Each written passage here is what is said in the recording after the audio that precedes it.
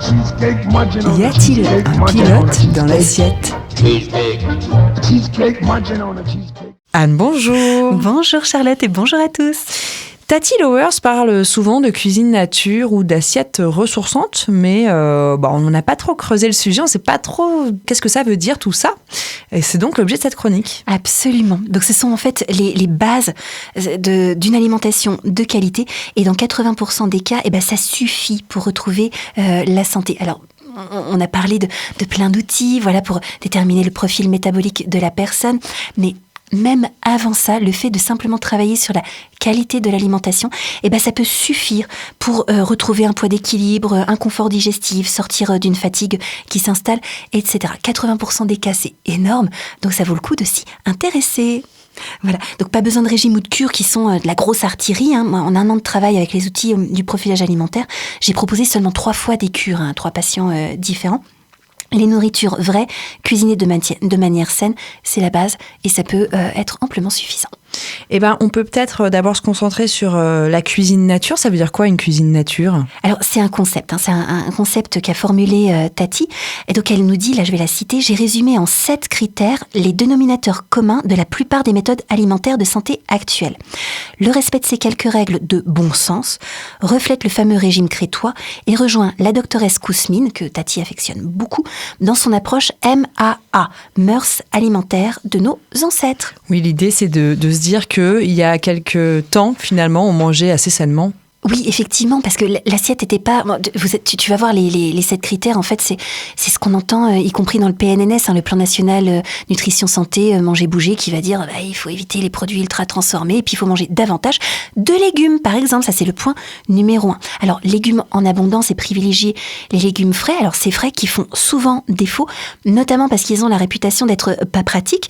Quand tu vois le paquet de pâtes, tu ouvres, tu jettes dans l'eau bouillante, alors que les légumes, tu laves, tu épluches, tu coupes, tu cuis. Et en plus, le résultat, il est pas bon, entre guillemets. Alors là, j'en rigole parce que pour quitter l'idée reçue, on vous invite évidemment à réécouter notre chronique numéro 175 qui s'appelait « Mon papa n'aime pas les légumes ». Et on a donné beaucoup de techniques ultra rapides et délicieuses pour les préparer et que même papa, il se met à manger les légumes avec plaisir. Il y a aussi des céréales, j'imagine que Tati Lowers, elle en parle. Il faut manger des céréales, mais de bonne qualité aussi. Voilà, donc ça c'est le point numéro 2. Effectivement, les céréales complètes de préférence, comme dans le PNNS. Et puis on va ajouter l'idée de la rotation des féculents, c'est-à-dire qu'on va pas manger du blé tous les jours ou 3 fois par jour. On va alterner blé, riz, quinoa, pommes de terre, etc. Voilà, pour continuer. Alors c'est au niveau des intestins et de nos enzymes digestives que ça se passe pour continuer à stimuler la production des différentes enzymes qui vont digérer plutôt chacune ou le gluten ou d'autres types de protéines dans d'autres céréales et éviter d'épuiser la fabrication d'un seul de ces types d'enzymes. Point numéro 3, les matières grasses, évidemment. Et ça, on en a pas mal parlé ces derniers temps. N'est-ce pas ? Donc, 3 cuillères à soupe, c'est le grand minimum pour tous les êtres humains. Voilà, 3 cuillères à soupe de graisse originelle par jour, ajoutée crue, donc c'est le beurre ajouté cru dans la purée, c'est l'huile ajoutée crue sur la bruschetta ou dans la salade, etc. Donc Tati, elle parle de 3 à 6 cuillères à soupe de graisse originelle par jour. 6 cuillères à soupe, c'est un minimum, par exemple, pour un profil Vata qui carbure aux graisses. Voilà. On parle de minimum, on n'a pas parlé de maximum. Il n'y a pas de maximum parce qu'on va s'écouter à ce moment-là. Et donc, il y a des personnes qui, certains jours, vont avoir besoin de beaucoup plus de graisse que ça aussi. Moi, j'ai mes patientes qui disent, moi, j'arrose avec lui, je dis, c'est bien. Voilà. Donc, on n'élimine aucune source, on va varier entre le beurre, la crème, les huiles. Par contre, on réduit les graisses industrielles, voilà, surtout quand elles sont trans, et on va favoriser les cuissons douces pour les aliments gras, notamment comme les viandes, histoire de ne pas ne pas rendre trans les graisses contenues dans ces aliments-là. On pense, donc là on a parlé céréales, légumes, matières grasses, et évidemment on pense protéines. Hein. Évidemment. Alors, pour les protéines animales, Tati, elle formule comme ça dans son topo nourriture vraie, elle dit « Réduisez les doses de protéines animales quotidiennes. Proposez moins de viande ou de volaille, moins de fromage, moins de poisson qu'à nos habitudes culinaires de fin de siècle. » Alors, moi je me suis rendu compte que la viande, en fait, elle a subi le même sort que les graisses qui ont été diabolisées. Et chez les personnes qui me consultent, il y a largement plus de carences en protéines que d'excès. Donc cette formulation-là, quand on la lit telle qu'elle, chez des personnes qui ont déjà commencé à diaboliser la viande, etc., ça peut inciter à en consommer encore moins. Donc, moi je la reformule, à destination du coup de cette majorité de personnes que je côtoie, n'ayez pas peur de consommer des protéines animales en dose adaptée à votre profil. Pour le coup, il y a des personnes qui ont besoin de manger 100 grammes de viande à chacun des deux principaux repas. Voilà. Il y a des personnes qui ont besoin de simplement 60 grammes de viande par jour. Voilà. Donc, en gros, entre 60 grammes, alors je dis viande, poisson, voilà, entre 60 grammes et 200 grammes, on est dans des choses tout à fait normales et moyennes. Voilà. Il y a des personnes pour qui ça peut être plus, peut-être sur certaines périodes. Il y a des personnes pour qui ça peut être moins sur certaines périodes aussi. Voilà. Mais en gros, entre 60 et 200 grammes, on est dans la norme et dans la moyenne. Donc, à pas peur. Dans tous les cas, ce qui est important, c'est de privilégier les produits frais et pas les produits transformés qu'on trouve de partout dans les supermarchés aujourd'hui. Exactement. Donc, les produits frais, ils sont recommandés pour 80% du temps. Qu'est-ce que c'est que les produits frais ? On va éviter ça va permettre d'éviter les additifs, les enzymes manipulées, les nanoparticules, ces délicieuses petites choses qui se logent dans nos cellules, etc. Donc, par exemple, on va recommander de choisir des produits animaux qui proviennent d'élevage à l'ancienne, c'est-à-dire les animaux ont pâturé, ils ont été nourris d'herbes, la viande et les laitages sont exempts de résidus de traitement, etc. On va aborder le 6e point qui est un petit peu difficile pour moi. C'est la question des desserts. Donc il faut réduire les desserts, mais les desserts très sucrés. La proposition, c'est peut-être n'en consommer qu'un jour sur 2 ou une fois par semaine. Alors, cela dit, ouf, il y a des petites astuces. On peut remplacer les desserts très sucrés par 1 ou 2 carreaux de chocolat noir supérieurs à 70%, jusqu'à 2 fois par jour. Et puis on peut prendre des fruits mûrs de saison, pareil, 2 fois par jour. Ou alors on fait des desserts maison très peu sucrés. Et là, ça m'arrange. Voilà, parce qu'il est possible de faire des panna coco avec 0 sucre dedans, rajouter son petit chocolat noir par-dessus, faire un truc à façon stracciatella. Et, oh mon Dieu, que ça fait quand même du bien à la fin du repas d'avoir cette petite touche. Voilà. Et là-dessus, on peut compter sur le blog des Mangeurs Libres qui propose plein de recettes super gourmandes, mais sans forcément mettre beaucoup de sucre, beaucoup de crème, beaucoup de produits. Exactement. En général, je divise au moins par 2 les quantités de sucre qu'on trouve habituellement sur les autres blogs ou dans les livres de recettes. Le dernier point, Anne, il concerne plutôt le mode de cuisson. Exactement. Donc, en cuisine nature, on recommande de choisir des modes de cuisson les plus respectueux de l'aliment, c'est-à-dire la vapeur douce, l'étuvée, ce que Tati appelle les hypocuissons, donc c'est par exemple les cuissons au four à basse température, et puis le wok. Alors surtout pour les matières grasses et les produits animaux. Et là, on vous encourage à réécouter la chronique 176 qui s'intitulait « Cuire sans nuire ». Une bibliothèque, on a une bibliothèque avec les chroniques. Ça commence, parce que là, plus de 180 chroniques, on commence à avoir de la ressource. Ouais, non, mais on va devenir des vrais professionnels du secteur.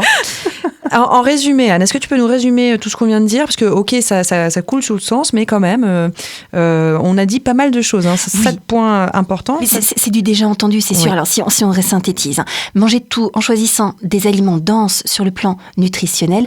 On va parler de nus, naturels, non transformés. On évite les additifs de tout poil et les produits manipulés, transformés. Et tout ce qui n'est pas mentionné est individuel. Donc ça, Tati le précise bien. Pour tout ce qui est la tolérance au café, au gluten, au laitage, au cru ou au cuit, l'alcool, les doses d'eau minérale, etc. Elle précise, le but, c'est d'améliorer la qualité de l'assiette, pas d'appauvrir votre qualité de vie. Et j'aime beaucoup cette notion. En diététique chinoise, par exemple, on va distinguer le repas diététique, qui est le repas pour tous les jours, donc ça correspond à la cuisine nature, et le repas de diétothérapie qui sert à se soigner. Et là, auquel on va avoir recours uniquement en cas de déséquilibre de santé qui va justifier le recours à une diète spécifique. Donc ça pourrait se rapprocher des cures qui sont proposées en profilage alimentaire ou de l'assiette ressourçante qui est, selon les dires de Tati, une version exponentielle de la cuisine nature. Eh ben, alors justement, parlons-en de cette assiette ressourçante. Ça veut dire quoi ? C'est quoi ses spécificités exactement ? Alors, outre la cuisine nature, donc les 7 points dont on vient de parler, il va y avoir un choix exclusif ou quasi exclusif de nourriture vraie. Voilà, on va exclure que ce qu'elle appelle, Tati, les plastiproduits. Voilà. Il va y avoir des rotations alimentaires. On évite de manger les mêmes choses plusieurs jours d'affilée, en particulier les laitages et les sources de gluten. On n'en mange pas tous les jours. Il va y avoir une modération en sucre, maximum 5 fois par semaine des desserts avec sucre ajouté. Et puis, il va y avoir des petites cures de drainage régulières. Alors à tout ça, moi j'aimerais ajouter une notion qu'on va retrouver dans le topo Nourriture vraie de Tati Lowers, où elle propose une classification qui distingue 3 types d'aliments. Les aliments ressourçants, les aliments de soutien et les aliments de dépannage. Et pourquoi j'aime sa classification, c'est parce que, encore une fois, dans les appellations, il y a quelque chose que je trouve mais tellement cohérent, tellement pas culpabilisant, etc. Elle a vraiment cet art qui fait que je me suis vraiment sentie en affinité avec ses propositions. Alors, qu'est-ce que c'est que les aliments ressourçants ? Les aliments ressourçants, ils sont riches en vertus thérapeutiques, ils sont consommés par les sensibilités ancestrales, donc il n'y a pas d'additifs dedans, on les achète nus et crus et on les cuisine soi-même. Donc c'est par exemple les fruits et les légumes frais, bien cultivés, les viandes, les produits laitiers, les œufs d'animaux élevés au grand air, etc. Les aliments de soutien, ce sont des aliments qui sont OK si on est en bonne santé, mais c'est impossible de dire s'ils sont dynamisants, s'ils sont vitalisants. Par exemple, le muesli, même bio, qui a séjourné des mois sur une étagère et dont les graisses, qui sont fragiles, se sont forcément altérées. Les galettes de riz soufflées, qui sont passées à l'extrudeuse, c'est-à-dire qui ont subi une forte pression qui va altérer les nutriments. Là, on peut pas dire qu'ils soient qu'ils soient vraiment ressourçants pour l'organisme. En diététique chinoise, on va parler du jing, l'énergie vitale de l'aliment, et le jing s'amenuise à chaque transformation, à chaque coupe qu'on fait dans un aliment, etc. Donc ils sont certainement appauvris en jing pour le coup. Donc il s'agit certainement d'un soutien pour le sang, la partie matière qui nous constitue, mais pour la partie subtile, c'est-à-dire l'énergie, le qi, ça c'est pas sûr. Voilà, c'est même probable que c'est pas d'un grand soutien pour l'énergie. Voilà. Et puis la troisième catégorie, c'est les aliments dits de dépannage. Donc ils sont d'invention récente et sur la durée, ils vont épuiser l'organisme parce qu'ils vont entraîner des carences en nutriments dont ils sont dépourvus. En plus, il va y avoir des perturbations au niveau métabolique à cause des additifs, etc. Donc dans cette catégorie vont entrer les produits industriels, les biscuits, les viennoiseries, les plats préparés, les barres chocolatées ou les barres protéinées pour les sportifs. C'est quand même un comble, mais bref, moi ça me déglingue quand je vois ce qu'on propose pour les sportifs qui ont un besoin de manger vraiment des choses super vitalisantes. Et les produits riches en graisses trans hydrogénées, en protéines hydrolysées, en amidon modifié, etc. Voilà. C'est la même chose pour tout ce qui concerne, par exemple, les matières grasses ? Alors, pour les matières grasses, on peut donner un exemple pour chaque catégorie d'aliments. Par exemple, les matières grasses qui vont entrer dans la catégorie de dépannage, c'est les beurres allégés parce qu'ils sont souvent riches en additifs. Les margarines, même si elles ont des allégations de santé, pour le cœur, machin, etc. Non, ça reste trop transformé. Le beurre d'animaux élevés en confinement qui sont souvent nourris avec des farines OGM. Les graisses hydrogénées, les huiles raffinées, etc. Pour les graisses qui entrent dans la catégorie des aliments de soutien, on va trouver les huiles végétales qui peuvent pas être pressées à froid. C'est le cas de l'huile de pépins de raisin, de l'huile d'arachide notamment. Le beurre pasteurisé ou les sauces achetées en bio. Donc elles sont pas hyper ressourçantes, mais déjà il n'y a pas d'additifs dedans.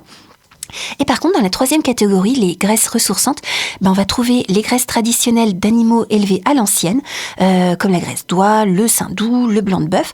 On va avoir le beurre de lait cru qui est issu de vaches ayant pâturé. Et là, sous le podcast, je vais vous mettre en lien un article de Maya Dedeker, qui est donc ma formatrice en profilage alimentaire, et qui vient de publier un article sur les propriétés pharmacologiques du beurre cru, qui est un grand aliment remède. Toujours en graisses ressourçantes, on va avoir les huiles vierges de première pression à froid qui sont biologiques. Alors, vierge première pression à froid, vous allez voir souvent on abrège par VPPF, ça va plus vite. Et puis les vinaigrettes et mayonnaises maison à base de ces huiles. On rappelle que la mayonnaise peut être médicinale. On avait fait une chronique là-dessus. Voilà, donc globalement, des produits frais qu'on cuisine nous-mêmes et ce sera déjà super. Exactement. Dans la plupart des cas, on dit 80% du temps pour l'alimentation diététique, c'est-à-dire la cuisine nature pour tous les jours. Et pour les personnes qui ont un besoin de santé particulier, on sera à quasi 100% du temps, au moins le temps que l'organisme se remette d'aplomb. Eh bien allez, c'est parti, c'est nos nouvelles façons de faire pour la suite de l'année. On part sur cette cuisine nature et cette assiette ressourçante. Merci beaucoup Anne. Et puis on se retrouve avec joie et bonheur la semaine prochaine. Oh certainement, chouchoutez-vous bien et régalez-vous.